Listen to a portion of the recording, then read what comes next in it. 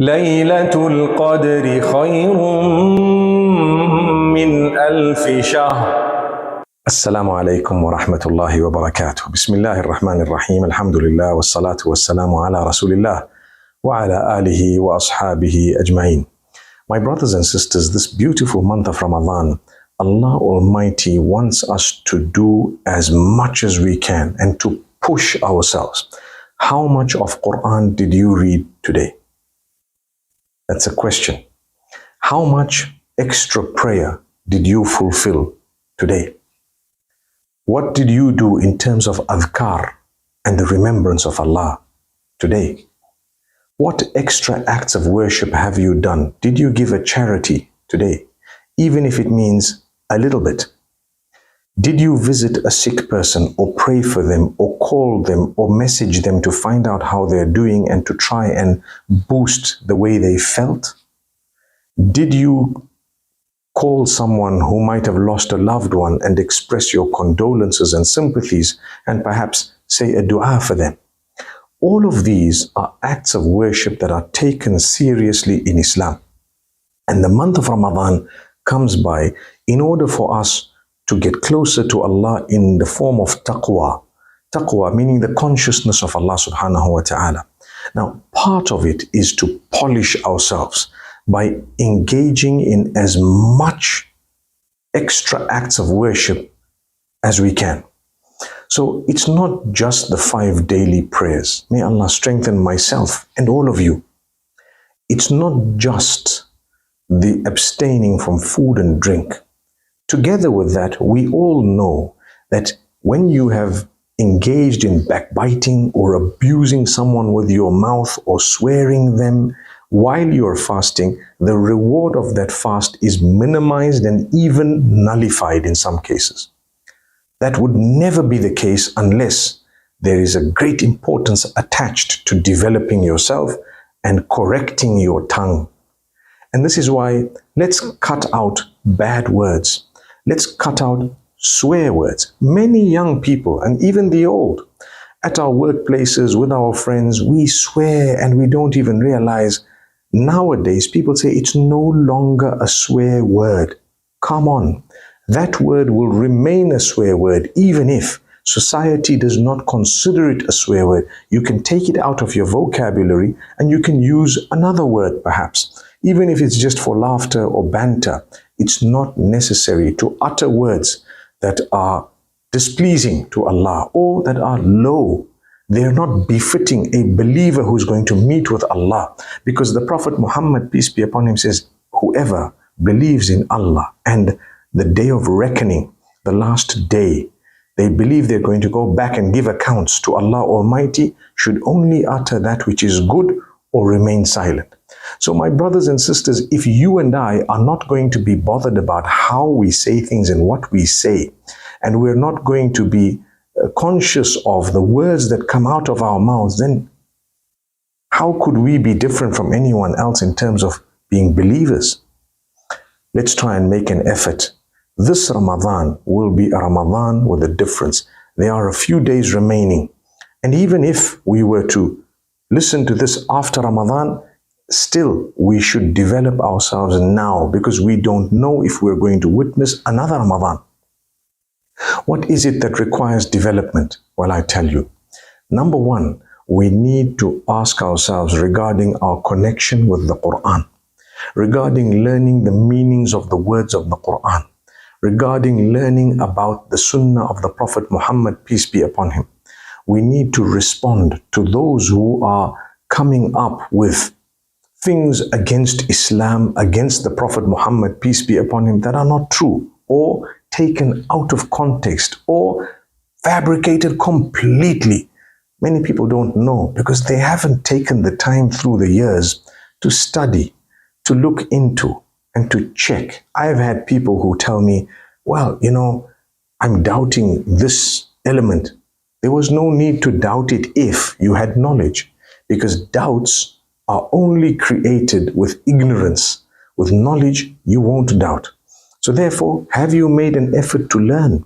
Have you joined an online class?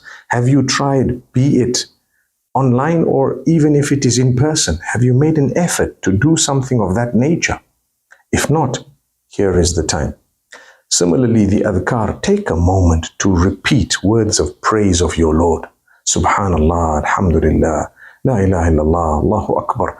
These are words of praise of Allah Almighty.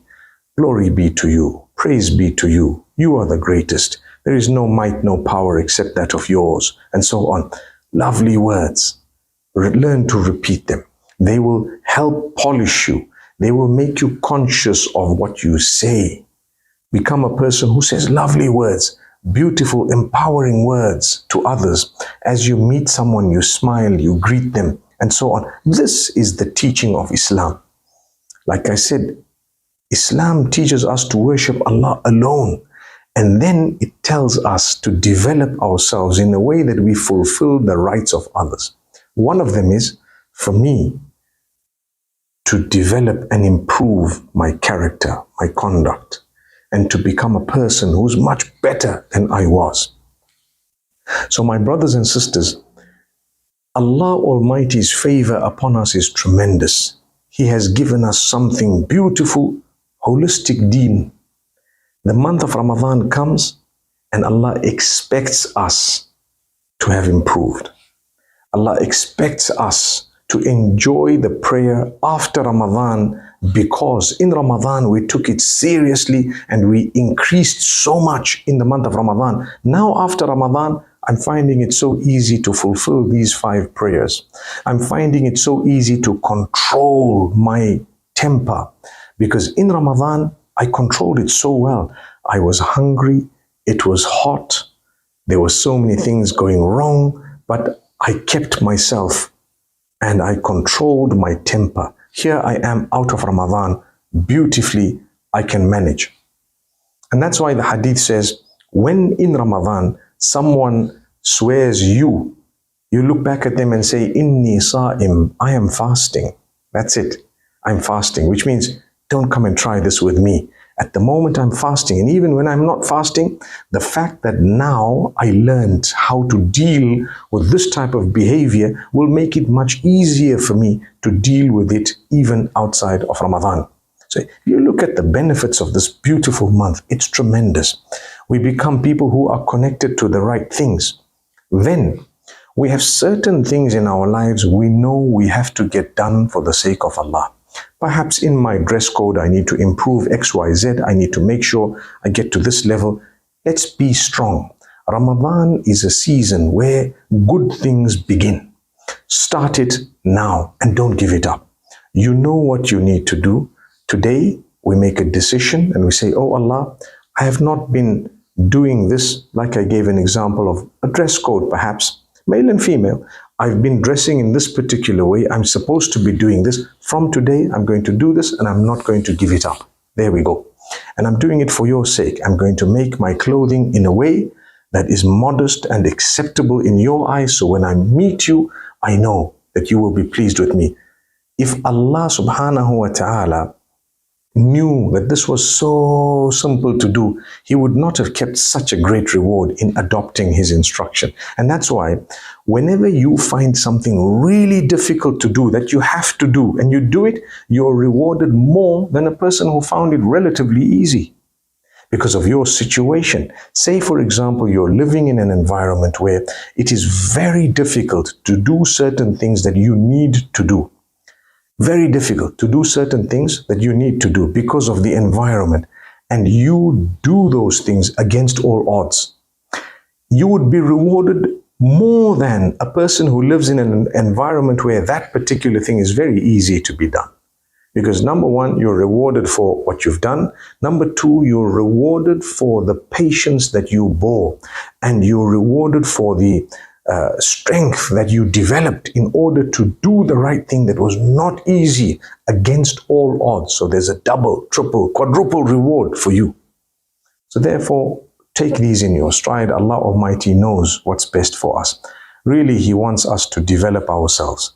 He wants us to be strong. He wants us to carry ourselves on in the best possible way. Think good of others. That is something that is lacking in today's society. The minute we see a negative thing from someone, immediately shaitan comes to us and makes us think negative and only negative, not realizing the term giving them the benefit of the doubt is actually something Islam teaches. If there is a doubt, give them the benefit of it. If you want to address a matter, address it in a beautiful manner. But you don't have to accuse people based on a doubt. Think good of others, and inshallah you find the world will be a much better place. Give others a chance. Help them and see them develop. Even if someone has a weakness, don't we all have weaknesses? Imagine if all of our weaknesses had to be exposed. It would be embarrassing to even communicate with one another. But this is the favor of Allah, where He has hidden a lot of our weaknesses from others because He wants us to develop and to correct them. So we will be judged by Allah subhanahu wa ta'ala based on how we were at the end of our lives. We still have some time, inshallah, although we don't know how long. But the fact that we're awake right now, we're alive right now, we're alert right now, we can make an intention by His will to change for the sake of Allah, to develop for the sake of Allah. And the way we look at others, like I say, needs to be positive, in a positive light. There is a narration where the Prophet, peace be upon him, says, a true believer should never be bitten from the same source twice. Once you've been bitten, take heed. But that doesn't mean that you need to write off the person completely. Perhaps that particular item, watch out that you're not bitten a second time. If you can offer help to people, offer it. If you can help develop them, help develop them. And see what Allah subhanahu wa ta'ala does for you in your own deeds, in your own lives, and in the lives of those whom you love. Allah will help develop all of those by His will, His favor, and His mercy. May Allah grant us ease in this world and the next. أقول قولي هذا وصلى الله وسلم وبارك على نبينا محمد. ليلة القدر خير من ألف شهر